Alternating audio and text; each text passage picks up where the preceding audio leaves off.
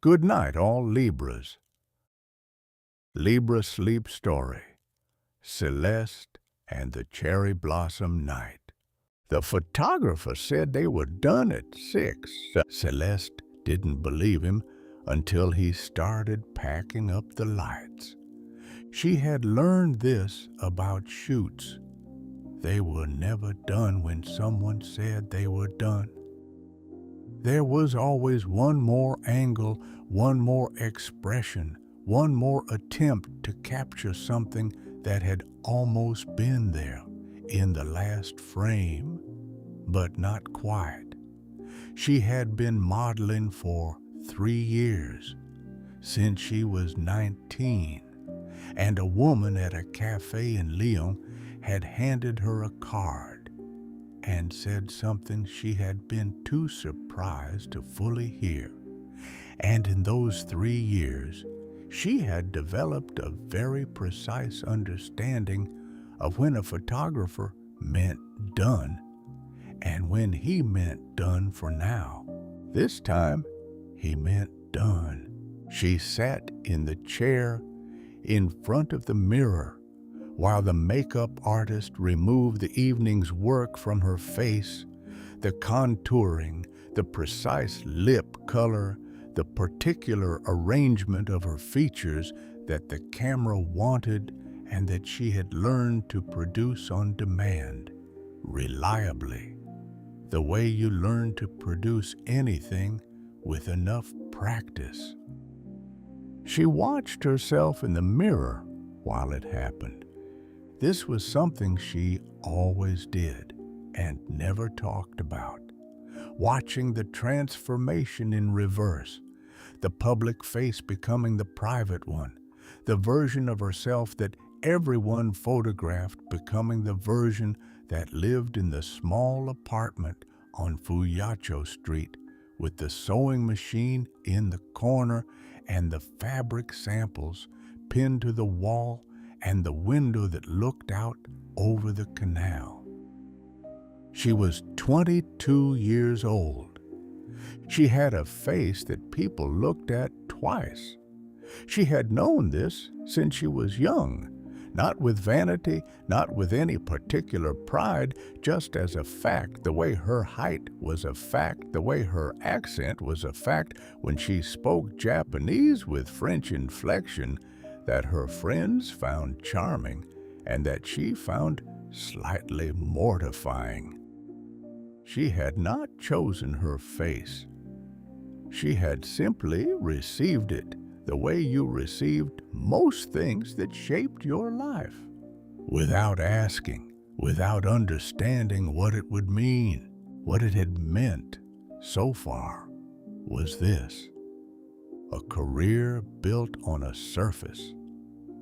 3 years of people telling her she was beautiful in 5 different languages, none of which she entirely believed, and all of which she entirely needed, which was the particular contradiction of being someone whose livelihood depended on being looked at. You became simultaneously addicted to the looking and exhausted by it. The makeup artist finished. Celeste looked at herself in the mirror. Her own face looked back. She was not sure, sometimes, which one she preferred. She took the bus home. This was a small rebellion that nobody knew about.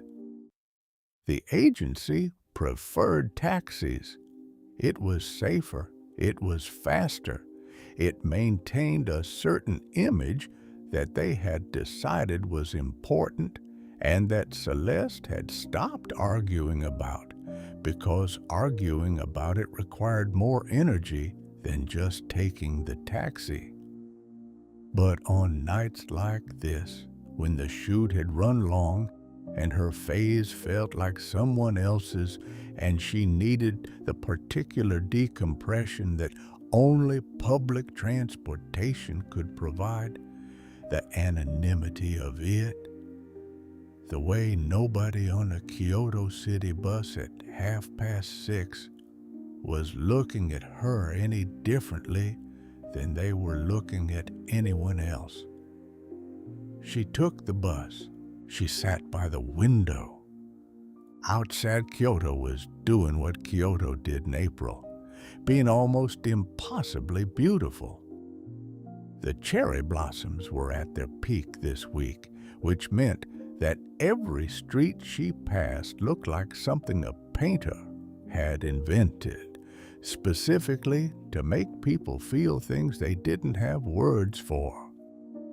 Pink and white, and the particular green of new leaves, and the evening light doing something extraordinary to all of it, turning everything gold for exactly as long as it took to pass through. She pressed her face to the glass, not gracefully, not in a way that anyone would photograph, just a 22-year-old woman with her nose against a bus window watching Kyoto go by, which was the most herself she had felt all day. She had lived here for 8 months.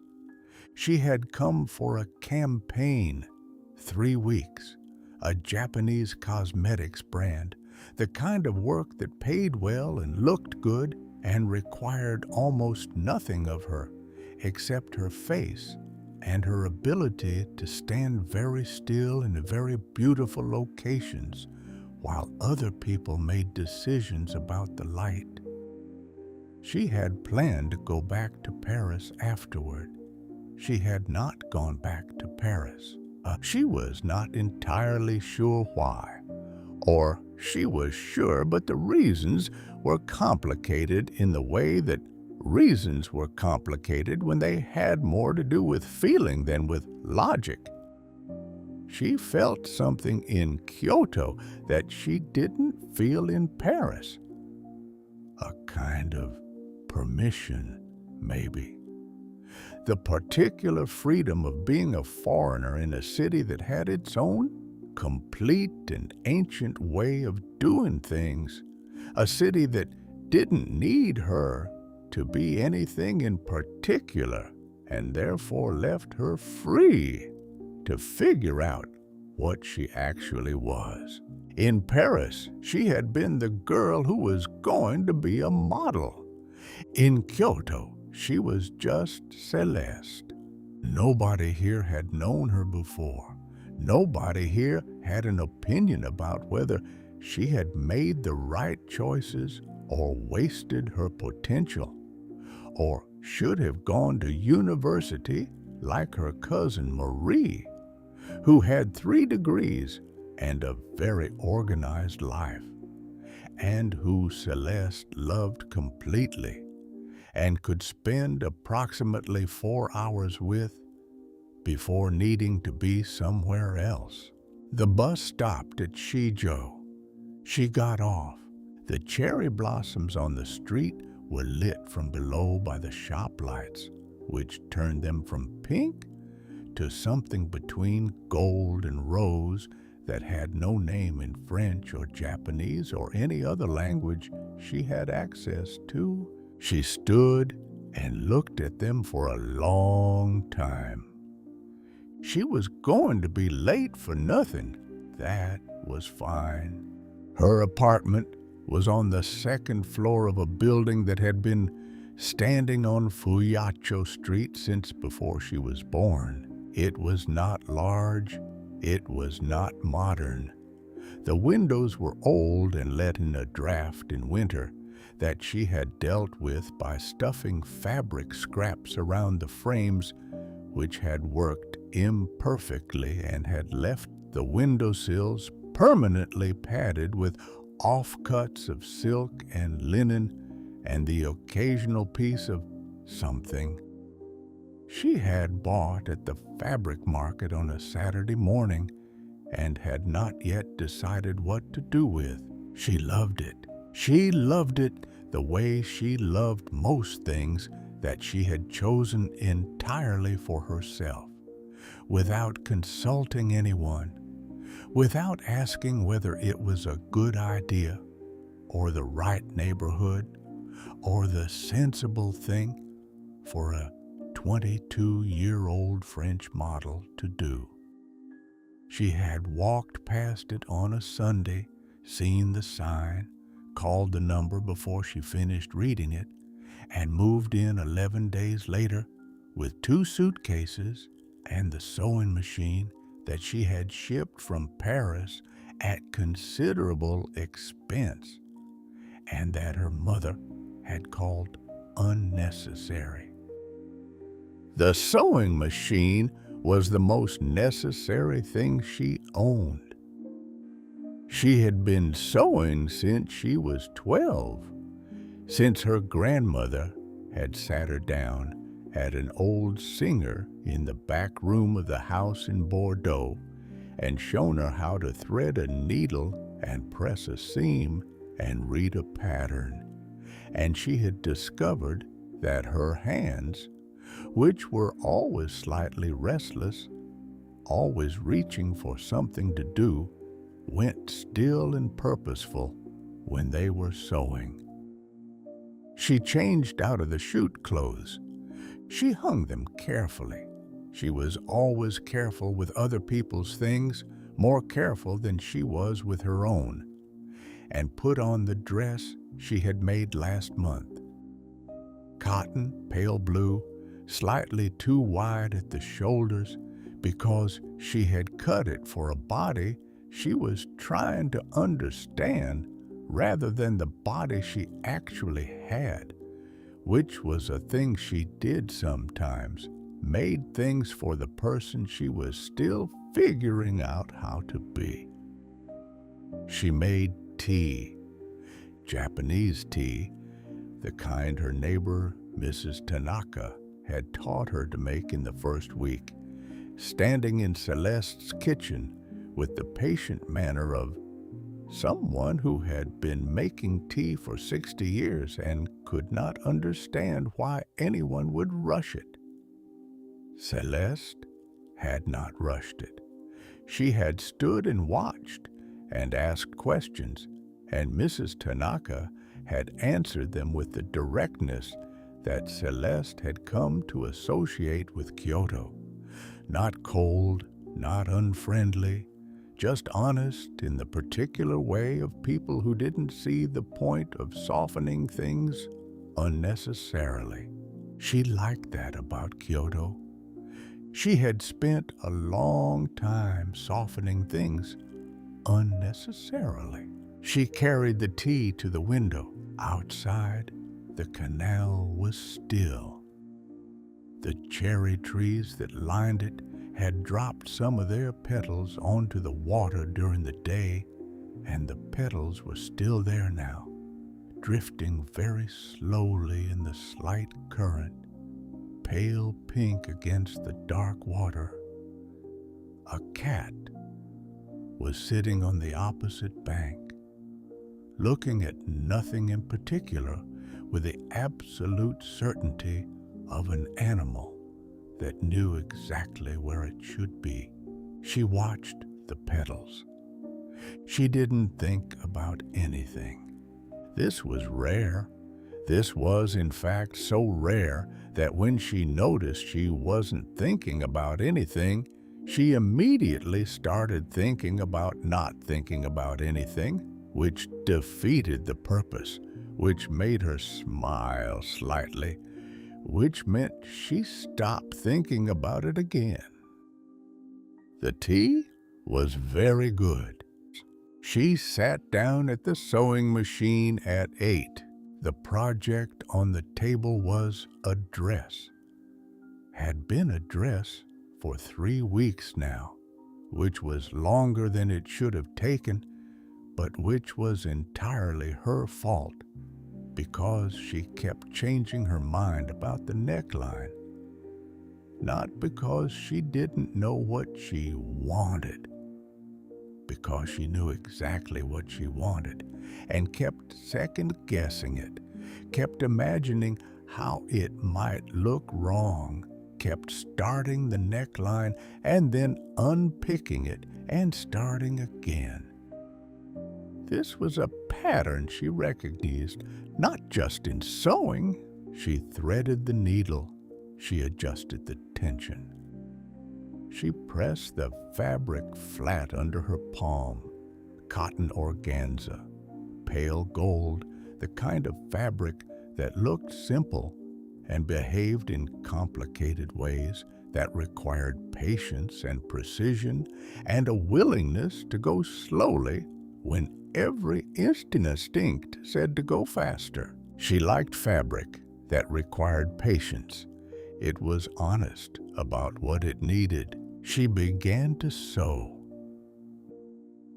The machine made it sound, the particular rhythm of it that she had heard 10,000 times, and that still every single time produced in her the same effect, a settling, something in her chest that had been slightly taut all day.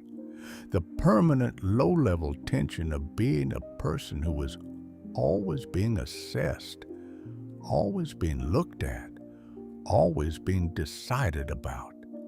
It loosened by degrees as the machine ran and the fabric moved through her hands and the seam appeared behind the needle, straight and clean and entirely hers. Nobody was deciding anything about this. Nobody was looking at this and forming an opinion about whether it was right. Just her hands and the fabric and the needle and the particular satisfaction of a thing being made. She thought about the shoot. The photographer had asked her to smile differently. More open, he said, more available. She had done it. She was very good at doing what was asked. 3 years of modeling had made her fluent in the language of other people's visions.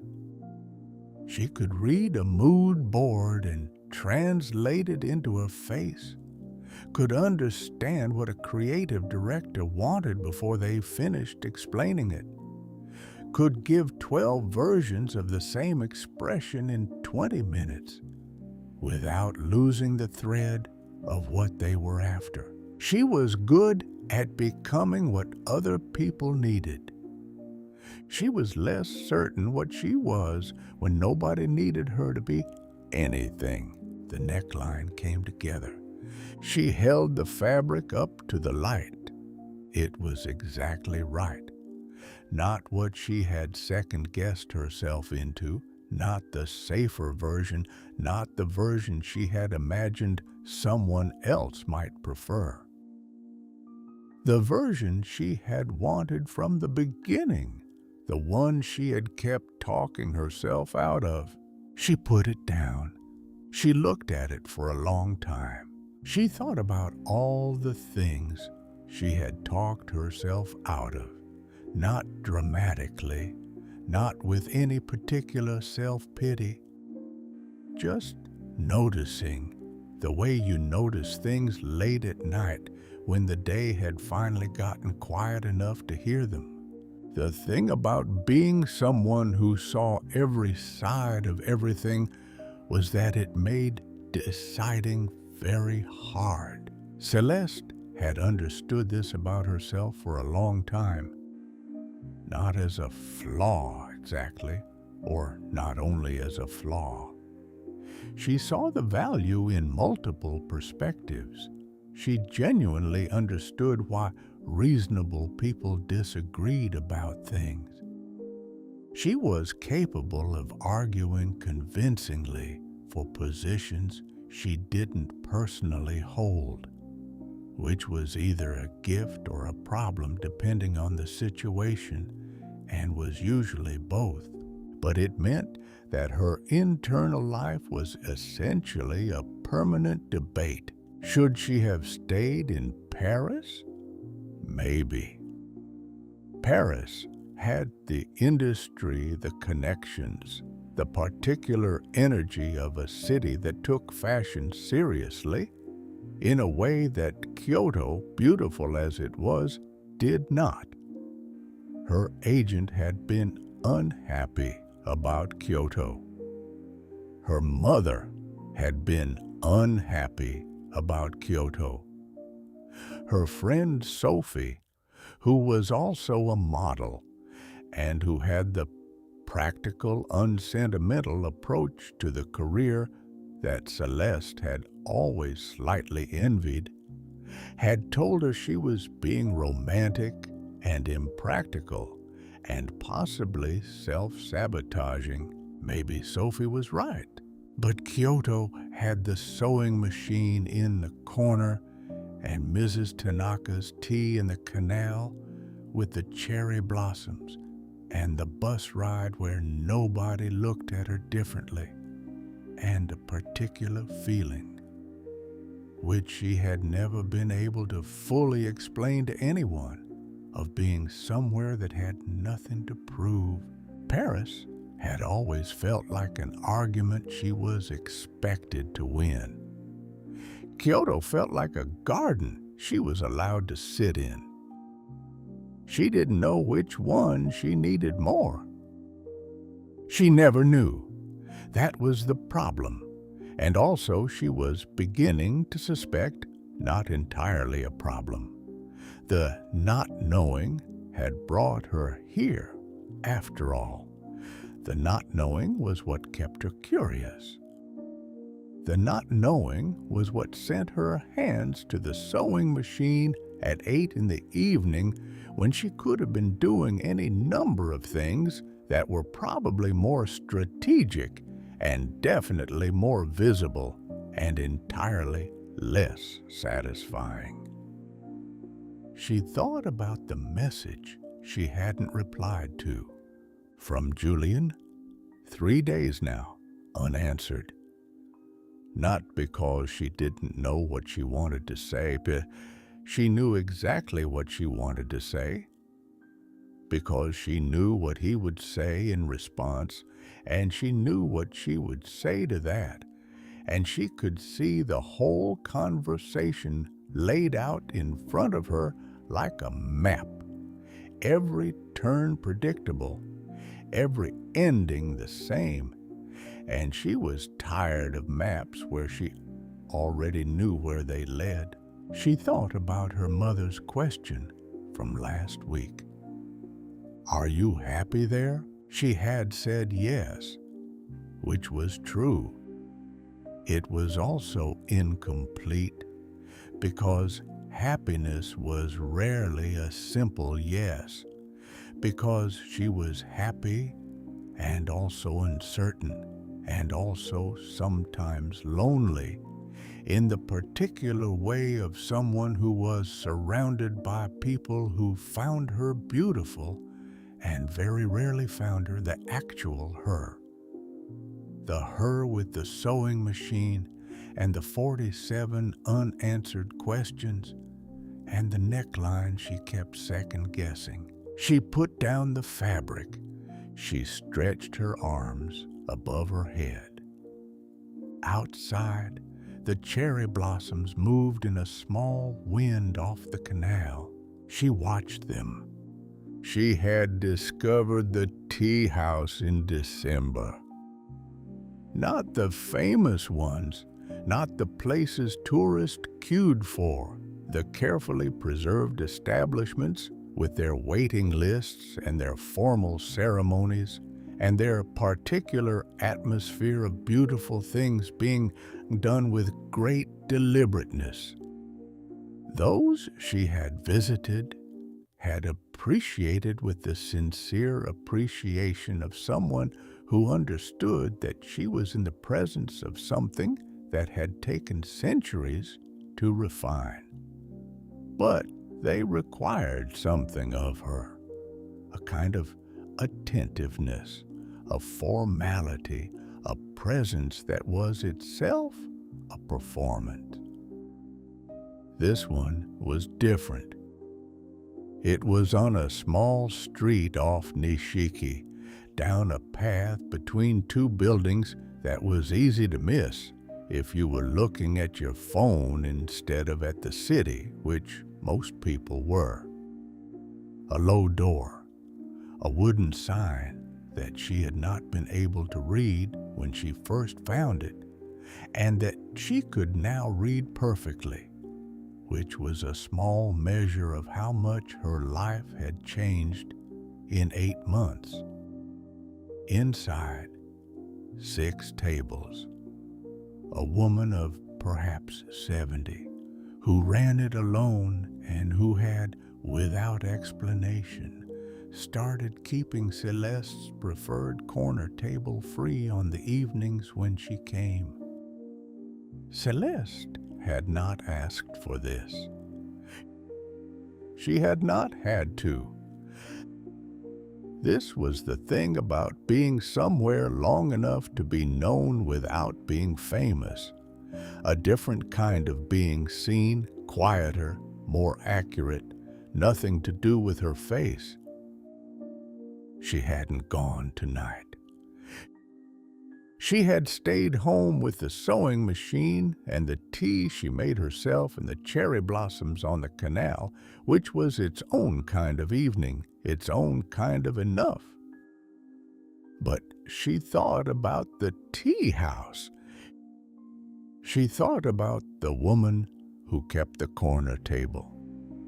She thought about what it meant to be known in that quiet way, not because of anything you'd done, not because of anything you looked like, just because you had shown up enough times and been yourself enough times that someone had noticed the shape of you. She wanted more of that. She thought she had been spending a long time wanting more of that, and not quite knowing how to ask for it, not quite knowing how to be in spaces where the asking was possible, not quite knowing how to be a person who took up the right amount of space without constantly monitoring whether it was too much. She knew how to be looked at. She was still learning how to be known. The canal outside was very still. A petal fell from the cherry tree and landed on the water and drifted very slowly out of sight. She finished the neckline at 11. She held the dress up one more time, turned it slowly in the light the way her grandmother had taught her. Always check the drape, always check how it moves. A garment lives in motion and must be beautiful there too. The pale gold organza caught the light and gave it back changed, warmer. The fabric doing what good fabric did when it had been cut and sewn with attention, becoming something that hadn't existed before. She folded it carefully. She set it on the chair by the window. She washed her face. She brushed her hair, slowly the way she did at night, without the particular efficiency of mornings when there was somewhere to be and something to become. Just her hair and the brush and the mirror and the person looking back from it, which was the same person every night, which was something she was still at 22, finding her way toward accepting. She got into bed. The window was open a crack.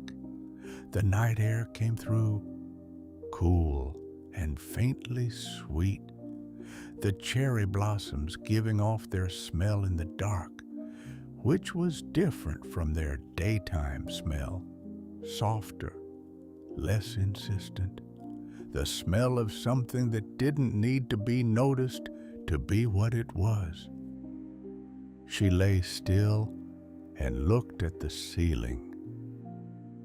The ceiling of this apartment had a small water stain in the corner that she had noticed on her first night and that she had stopped seeing after the first week.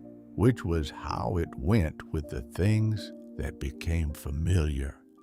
They stopped being things you looked at and started being part of the looking, part of the background of being somewhere that you knew.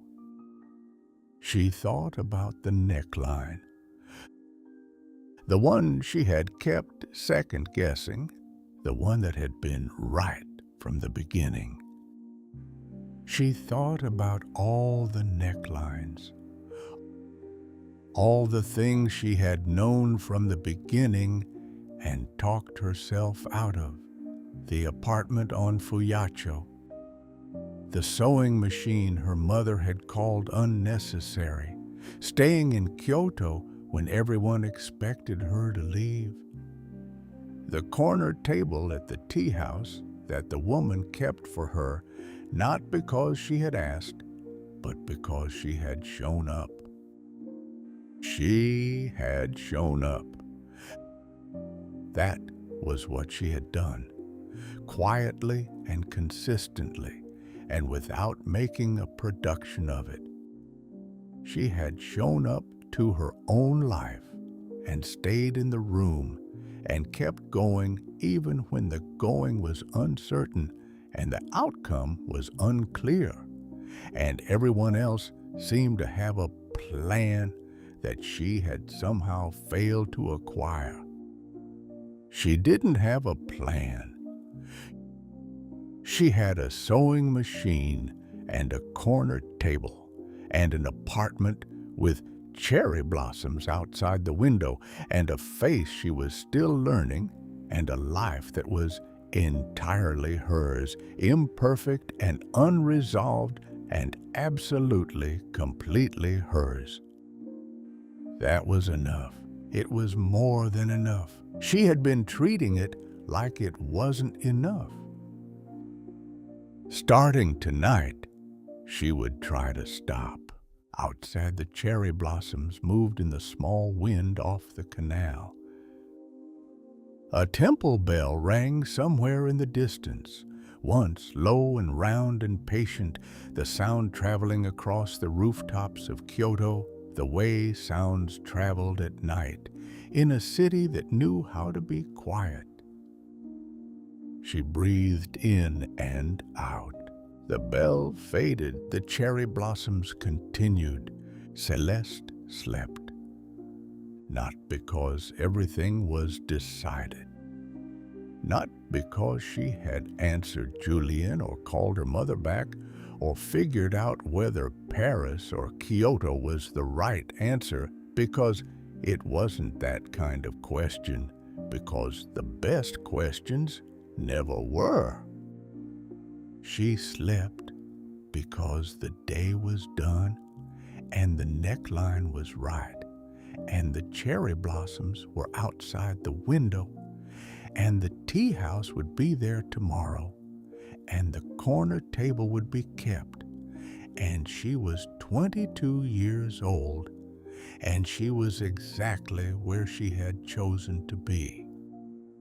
She slept the way the cherry blossoms fell, without deciding to, without needing a reason, simply, completely, because it was time.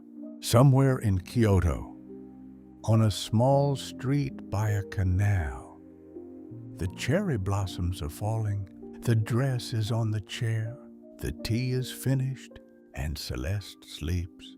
Not because she has all the answers, because tonight she doesn't need them. Good night, Libra.